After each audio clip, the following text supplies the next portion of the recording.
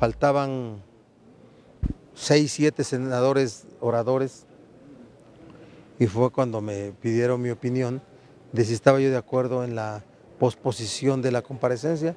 No tuve objeción, pregunté si la canciller estaba de acuerdo, que no fuera una decisión que se tomara fuera de su consentimiento, y me dijeron que sí, y fue así como se acordó. ¿Y a qué hora se acordó meter justicia laboral hoy? Bueno, ese es un tema que lo teníamos como acuerdo. No, claro que no. Ya está listado desde la sesión anterior. Recuerden que está de primera lectura desde el día jueves de la semana pasada. Así es que ese es un tema que está ahí y yo creo que es, además, que no debe tomarse como un asunto. Dale,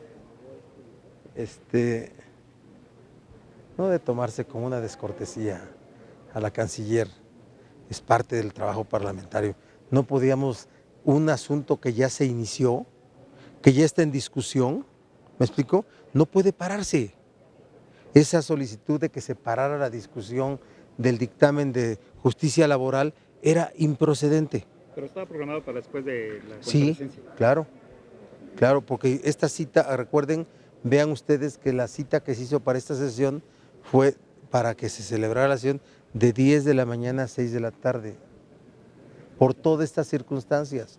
¿Qué ocurrió? Que, por ejemplo, en el caso de justicia laboral, Gamboa, Fernando Herrera y yo habíamos acordado que nada más hablara Enrique Burgos y Tereso, que iba a presentar el adendum, ¿sí? Pero son incontenibles los senadores y se registraron de todos los grupos parlamentarios, y entonces yo por eso cuando intervine como presidente de la Comisión de Estudio Legislativo, segunda cargo que tengo en tanto Encinas regresa, ¿sí me explico? Hice mi intervención desde mi escaño. Y después cuando ya se van todos, cuando ya se cancela la visita, ¡prum!, se desaparecen todos. Por eso fue correcta también el planteamiento del Grupo Parlamentario del PAN para la revisión de quórum y poder hacer regresar a los senadores al debate por el cual habíamos pospuesto la comparecencia de la canciller. Más bien habla de que las sesiones deberían empezar a tiempo, ¿no? Todo eso es cierto, todo eso es cierto, no se puede cancelar el derecho de voz a quien lo solicita, deberíamos tener mucho más tiempo para eso, pero también debería haber más control en los grupos parlamentarios y ya ahí yo me asumo en la autocrítica que me corresponde, ¿no? Los últimos 4 o 5 oradores en los penúltimos 5 oradores fueron míos, del PRD, creo, como que tampoco era determinante que hablaran, pues, ¿me explico? Pero así hay en todos los grupos parlamentarios, hay un interés que es legal, que es reglamentario y que no puedes coartar. ¿Pero por qué se decidió poner esta discusión antes de la comparecencia? Porque estaba programada para después.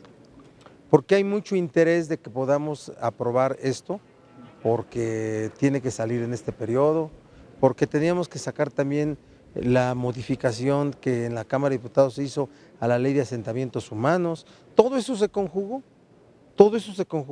el tema de las reformas a artículos de la Ley de Migración. Es una sesión de temas muy importantes y por tanto yo creo que tenemos la comprensión de la canciller para que esto se hubiera pospuesto para una nueva comparecencia. No, pero el tema del Senado es política exterior, es una de las facultades que tiene. Es un tema muy importante entonces.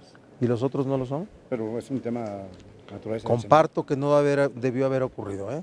Eso también, y podría yo hasta en nombre de mi grupo o del Senado, si no se me contradijera, ofrecerle una disculpa a la canciller por la falta de orden, pero eso no le toca un grupo parlamentario, le toca a la mesa directiva, ¿me explico? A la mesa directiva. Entonces, yo creo que pues, las cosas ya salieron así, desahogamos dictámenes importantes y ojalá y pronto se reponga la comparecencia. Porque si bien dice usted que pues es un desaire, pero sí, casi la dejaron plantada, porque no. ya estaba aquí. Bueno, yo creo que ya la forma como se vea, pues ya tiene que ver con el perfil que quiera, como se quiera calificar los hechos que ocurrieron. Nosotros sí, le ofrecemos una disculpa. Tuvo que ver con asuntos importantes del orden del día, asuntos que estaban en el orden del día, que cuando empieza su discusión no pueden ser suspendidos, pues. No era procedente parar la discusión, no era estatutario, no era reglamentario. El reglamento del Senado lo prohíbe. Iniciada la discusión no se puede parar. Pero en fin, ya pasó así y asumimos también la crítica a la forma como deben de llevarse las cosas y como ocurrieron el día de hoy. No, una última cuestión, su punto de vista sobre esta pues, iniciativa que aprobó en materia laboral. A ver, esta es una iniciativa, la llamada propuesta de justicia cotidiana, una de sus partes es la justicia laboral. Y la propuesta que hizo el presidente Peña para desaparecer las juntas de conciliación, arbitraje y sustituirlas por tribunales laborales, incorporar la justicia laboral al poder judicial federal y estatal, es un reclamo que se está haciendo por la forma como eran resueltos los asuntos. Había un principio bajo el cual se resolvía la justicia laboral por las juntas de conciliación y arbitraje, que era verdad sabida y buena fe guardada. Nadie sabía explicar qué canijo significaba eso. Y lo que hace cuando entra al Poder Judicial es aplicar la ley en estricta aplicación de la misma, en estricta interpretación conforme a las reglas de la interpretación. Esa era una. La otra es la conciliación, que esté a cargo de órganos mucho más profesionales que la propia Junta, que al final se desahogaba no había conciliación.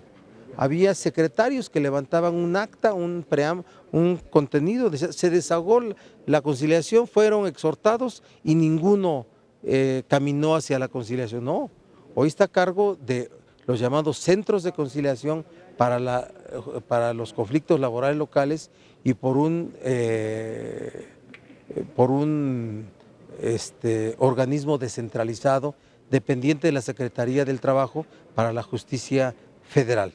Y si a eso le aunamos, ¿sí?, la fracción 22 bis de que introduce el voto personal libre y secreto para dividir los conflictos dentro de los sindicatos para determinar contratos colectivos, fue importante. Como importante fue que impidiéramos que se eliminara y se suprimiera la fracción 21 del artículo 123, que tiene que ver con las prestaciones a las cuales los trabajadores deben ser beneficiados en un laudo que deben de pagar los patrones, me explico, y que tiene que ver con los llamados 12 días por año, 20 días por año y las primas, o el intento de adición de la fracción 18, que tenía para que una huelga fuera legítima tendría que haber un recuento de sindicato mayoritario. Entonces eso anulaba en los hechos, afectaba más que anular, afectaba en los hechos el derecho de huelga, y ahora el derecho de huelga perfectamente definido y cómo se define y el voto y cómo se resuelven los conflictos sindicales entre los trabajadores a través del voto personal directo y secreto es muy importante, ¿sí? Y caminamos nosotros con redacciones en las que vimos que no se desnaturalizaba esto. Esa adición al final de con base en lo anterior podrá haber en los estatutos de los sindicatos modalidades, es con base en los principios anteriores que están puestos en el mismo párrafo, ¿sí?, que tiene que ver con garantizar el voto personal, directo y secreto. Esa es la importancia, es muy, muy importante. ¿Sí? ¿Verdad que sí, Gracias. El trato a la canciller en esta decisión de la mesa de no respetar el orden del día. No, yo creo que de ninguna forma hubo maltrato, hubo un alargamiento del orden de la sesión por asuntos que se pusieron antes de la comparecencia, que estaban, primero fue una sesión que estaba pactada para iniciar a las 10 de la mañana y empezó 11:20 de la mañana. Y después se introdujeron por lo menos 3 asuntos muy importantes que no se resolvieron con la prontitud esperada. Uno, el tema del regreso de las modificaciones de la ley de asentamientos humanos, que viene de diputados, de los cambios que hicieron a nuestra minuta, la ley de